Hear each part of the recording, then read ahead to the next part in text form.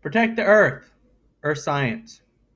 All right, this is Norris Teaches Science with another Earth Science Edition video starring me, Mr. Norris. And today we're going to talk about water pollution. So the video goal today, I can describe water pollution types and how water pollution happens. So what is water pollution? Well, water pollution is the contamination of water bodies, and it's usually a result of human activities. But it's not always just human activities. It just means most of it is, the human race. We're so selfish. All right. Types of water pollution are oxygen demanding agents like organic waste or manure, toxic metals like acids, arsenic, and lead, inorganic plant nutrients, nitrogen and phosphorus, organic chemicals, oils, detergents, pesticides, and sediment from erosion in soil. You can see a kid over here who is swimming in a polluted river. Sometimes you got to do what you got to do. I would never swim there. I'm sorry. So oxygen demanding agents. This is when oxygen is removed from water by bacteria or BODs, bacteria oxygen demanding. Now, when there's no oxygen in the water, fish can't live there, so they're going to die. And so what this does, it creates an area called a dead zone, an area without oxygen. There in the Gulf of Mexico, there is plenty of dead zones where fish or no living creature can live because there's no oxygen in that area. Toxic metals, these are leached into the water by infiltration. They can also be introduced by drilling into rocks that have the metals that then can be leached into the groundwater when it rains. Mining activities can cause a lot of this as well. From examples of water getting leached in with the toxic metals are like arsenic, lead, mercury, and cadmium, all which are really dangerous to the human body when it is being consumed. Inorganic plant nutrients, so like phosphorus and nitrogen, these are human, animal, and industrial wastes. Um, it's usually this is a source from excessive use for fertilizer for your crops, lawns, and homes. Basically, this fertilizer gets runs into the local water source when it rains. And what this does, it increases algae bloom, which then can take away from the oxygen and just becomes really hard for animals to live in that area. Sediment. Sediment is actually the number one source of water pollution.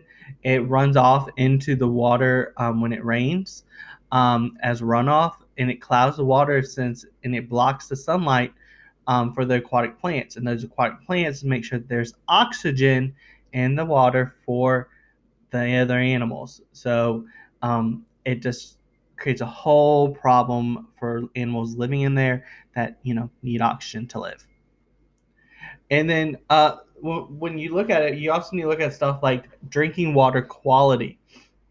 Um, Drinking water is by a storage in a reservoir so that it suspended matter settles. So it sits there, and then we take it out so that it can be treated by sand filters or activated charcoal and the addition of chlorine, so it becomes water that we can drink. So the water that comes out of your home spigots or your faucets is not just water that just taken from the river. It goes through a whole process so that it can be drank without worrying about getting contaminated or having bacteria in there that can make you sick. Now, sewage and wastewater, this water that has been used in homes, businesses, and industries, and it goes out of the house, it goes to a treatment plant, it has to be treated before it can go back into the streams. And when you become an adult, you learn that you have to pay for this, and they charge a lot. That's why water bills sometimes are high, because you may not use a lot of water, but it's all about that wastewater. Now, wastewater treatments, you can do two things with it. If you're in a city-ish area, it's usually going to go to a wastewater treatment plant for large volumes of waste. And then you have septic tanks. These are more for rural, homey areas because it's for small volumes. And what happens in a septic tank, it comes in, it settles, and then the liquid goes out, and it still has to go to a treatment plant as well. Now we are protecting the water. We do have some acts that protect our water. We had something called the Clean Water Act come in 1972 to make sure that all water was clean.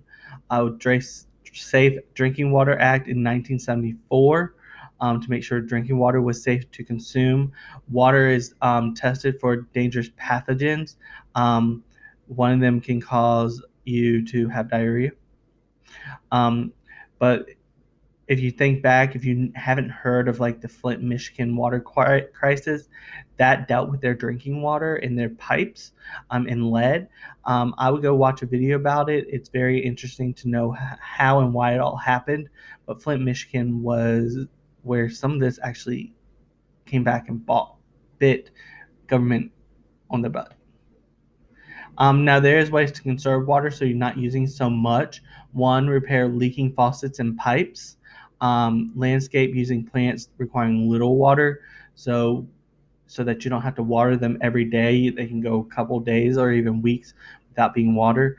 If you're on a farm, try to go from spray irrigation to drip irrigation, and because drip irrigation is actually more effective and it's easier.